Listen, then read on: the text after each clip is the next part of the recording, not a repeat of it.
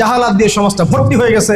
দুর্নীতি হচ্ছে, খুন খারাপি হচ্ছে, গুম হচ্ছে, ক্রসফায়ার হচ্ছে, শিশুকে পর্যন্ত করা হচ্ছে, সমকামিতা ছড়ানো হচ্ছে, আল্লাহর জমিনে আল্লাহকে গালি দেওয়া হচ্ছে, আল্লাহর জমিনে তার রাসূলকে গালি দেওয়া হচ্ছে। জাহালাতগুলো লিস্ট করলে তো কিয়ামত নেমে আসবে আমাদের উপরে।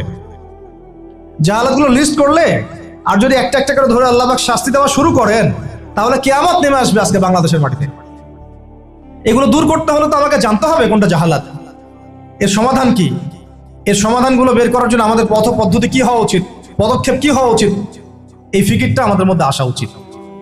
আমরা যদি এখন পর্যন্ত এই বিষয়গুলো মূল্যায়ন করতে ব্যর্থ হই, আজকে থেকে আগামী 20 বছর পরে আপনি আমরা বিছানায় শুয়ে শুয়ে মৃত্যুর অপেক্ষা করতে থাকবো আর পস্তাইতে থাকবো, কাশ যদি যুবক বয়সে এই বুঝটা আমার মধ্যে আসতো আর আমি বুঝতাম আর দিনের জন্য কিছু করতে পারতাম।